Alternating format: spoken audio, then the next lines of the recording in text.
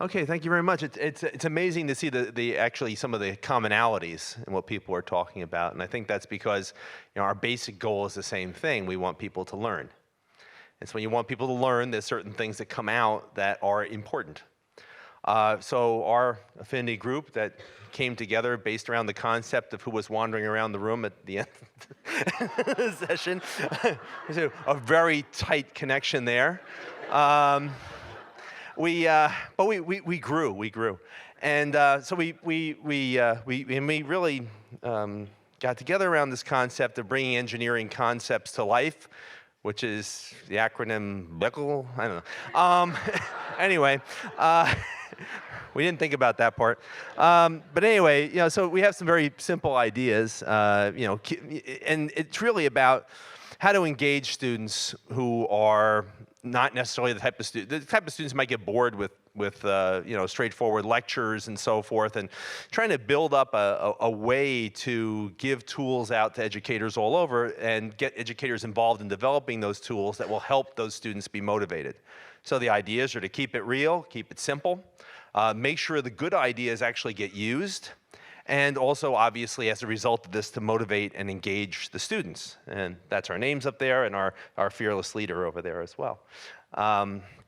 So the problem, obviously, we're dealing with is how to engage and motivate students, especially students of all learning styles. I mean, there's not necessarily visual versus verbal and all those traditional things, but maybe students who are, like I said, who are bored, or students who want to do something a little bit different, or just a way to kind of add some spice to classes. So we wanted to ensure that these ideas we came up with met with widespread use, and so we thought a lot about what kind of tools are available to help facilitate that. Therefore, what governed our approach, or the one we came up with, is to try to do things that make it easy for the entire community, of teachers and educators, to explicitly connect learning concepts to real and authentic engineering challenges. There's been a lot of discussion about how to make engineering education more authentic. And usually those discussions focus around design, especially senior design and capstone projects, or experiential learning opportunities, whether they're internships and all the way to study abroad, or something else where they're doing a lot of the real thing. But can you take that flavor and do more to bring that into traditional courses? So we want to do that within core courses as well, the things that people have to learn as part of any well-constructed engineering program. Now, there are resources that we looked at. We did a grand total of 25-minute online search. So to look at what's out there and looked at some existing resources, and I'm sure there are a lot more. There are print resources you can look at that have tools that can be used, information that can be used in courses, case studies, examples, problem sets, all sorts of things. But those tend to be, obviously, since they're in print, they're rather static. They could be out of date, and they're certainly not searchable. And not queryable. You can't ask the textbook a question and expect it to answer you and tell you something that you can use. Now, there are some, just looking around, there are some online resources. I know you know more, and also professional societies maintain some things, always little bits and pieces on their websites. For example, just as a couple examples, there's a commercial product I saw that is available to universities through a subscription fee. It's a set of engineering disaster case studies with all sorts of little ways that you can use them in different types of courses to teach different principles. But again, that's something you're paying for. It's not a free tool, so not everyone's going to use it. And usually a library might have to subscribe to it. And then there's very nice little sites like tryengineering.org, which was put together by IEEE, which got support from IBM, therefore it's available for free. And those have nice downloadable lesson plans, experiments, examples you can use, do-at-home experiments. And it is searchable by keyword and topic, so you can find things that are relevant to what you're trying to communicate. But the problem is it's a K through 12 product. It can be used for freshman students perhaps, but not much beyond that. And for both of these, they have one problem that's in common. There's no real feedback, and going back to them, as was discussed earlier with the Tumblr discussion, which is great. And you need the support of this discussion amongst the adopters, because you want these tools to help generate a learning community. And there are other online resources, as I said, but they are somewhat narrow and they might be hard to find. If I couldn't find them in 25 minutes online, there's a lot of educators who don't have a lot of time to look for them, so they should pop up right away. So what were our big ideas? What could we start doing? Well, something that doesn't sound too exciting at first, but I think we can develop this in a lot of ways. Create a searchable database and a queryable database of inspiring and easily implemented projects, demonstrations, case studies, and examples that will directly connect engineering concepts to real-life applications for students. And this is something, you know, a toolkit, really, for engineering educators. We want it to be multidisciplinary, therefore applicable to all engineering fields. We think it should be linked to ABET learning outcomes, the same way that some of the other tools are linked to the teaching standards for high schools and states. We want to link this to some of our teaching standards, which happen to be ABET learning outcomes for engineering programs, and also the NAE Grand Challenges as well, to show the bigger picture of what's important. We also want to make sure this tool can facilitate creating these interactive learning communities amongst the users, so that there's a benefit to using these, that if you contribute, you also will be able to work with others using the same example, and therefore, you know, learn more about it and find better ways to use it and connect with other educators. And we don't know all the assessment tools that are best for this type of activity, but we want to make sure that whatever this database is, that it offers these ready-to-use assessment tools based on best practices. So, so finally, we thought how we would implement this. And by the way, you can notice that we had a few examples over on the side of things that we sort of came up with and thought about as the type of ideas that we could request members of FOEE to contribute. So we want to identify the gaps in available resources that are out there already. We want to request FOE and NAE to host a website, which would be great. And then we talked about how you might get support to design and implement the site, and a site that would include a forum for feedback, some type of inquiry type capability like Quora, which I wasn't too familiar with, and now I am, or even a wiki type structure to it as well. And we were hoping to seed the database with participant contributions, even from here as a way to start off. And the examples that are shown up there, for example, one that I've used in class a little bit is the solar updraft power generation, which is an idea that is a very cheap way to develop solar power, and it's very interesting to students because all it involves is finding a way to collect hot air along the ground underneath even tarps or whatever kind of plexiglass or something else, and then funnel that up through a series or one or more turbines. And they have actually built these around the world in various places, and there are plans now and thoughts that you can make one that's 1 kilometer tall, thereby increasing the pressure differential. And this is just very interesting. You can find examples in there for materials engineering, examples for mechanical engineering, certainly thermal and heat transfer and heat flow examples. So that would be something that could be explained on the website for an engineer teaching a course where that would be a valuable tool. Plus, of course, it relates to finding alternative energy sources that are cheap in various parts of the world. And it even relates to why they developed very tall chimneys for working with iron 1,000 years ago in Africa. And then there's a good example with a soda can. Do you want to explain this? Oh, no, you don't explain. Okay. Thanks.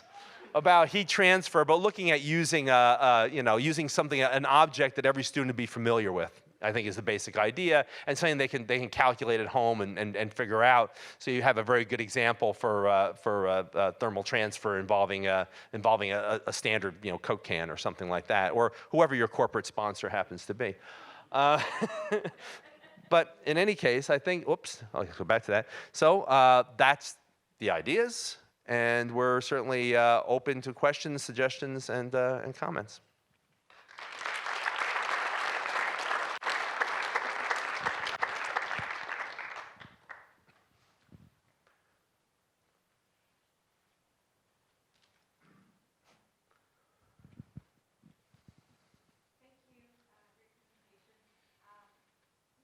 There's a button. Okay, now it's working. So as another resource, an added resource, ASCE, the American Society of Civil Engineers, has a global center for engineering education, and groups of faculty from all over the world collaborate to develop modules, teaching modules that are shared among faculty. We just completed one on building information modeling, which is my main area of research, but basically it can be in any topic area. And it's a nice repository of modules that people have. But I like the idea of, just like the other team, the Tumblr team, of having a very easy, informal way of sharing things without having to go through a committee to review multiple things. It's just an easy way to share examples, and all of us have examples, cool examples that we've tried in class and students like. Like I teach engineering economics, and one example that I do in class is we calculate the return on investment using the different engineering economics techniques that we learned in class of getting only a bachelor's in engineering versus getting a bachelor's plus a master's. And we calculate that, they figure out that, oh, it's worth it financially getting a master's, and it's relevant to them at that point in time because they're making that decision. So examples like that I think are easy to implement and pretty easy to share and do in a 15-minute class exercise. Absolutely. Yeah, I think that's great, and I mean I don't know how I think the interesting ideas we talked about is making these things really searchable and queryable. Because if you're trying to teach, I don't know, you can name any principle, or telling your diffusion or something that you're trying to teach in a class, you want to be able to go to a site and say, I want to show me all the interesting, exciting, and inspiring things I can talk about when I talk about diffusion, and that would be pretty neat to have it work that way. Yeah. I can think of a chemical engineering example. Now that you mentioned diffusion, let's say you had a salt at the bottom of some water, and as the salt diffuses up, you have a light beam, and it would deflect, change index of refraction or something like that, then it would change. If you had a digital int or an Arduino type of device, with a light sensor, then you could see how that light changed off of that, and you could see when the diffusion front hit a certain location. So that would be a chemical engineering example, I guess. And I'll just comment on the idea of the modules and everything. And one of the things with our proposal is that, well, it doesn't have to be full-on lesson plan, module, et cetera, et cetera. It could just be simple, like little tip. So like one of the examples was with convection, and how can the student at home or the parent at home or whomever, calculate the convective heat transfer coefficient, with thermometer and a can of Coke and all that sort of stuff.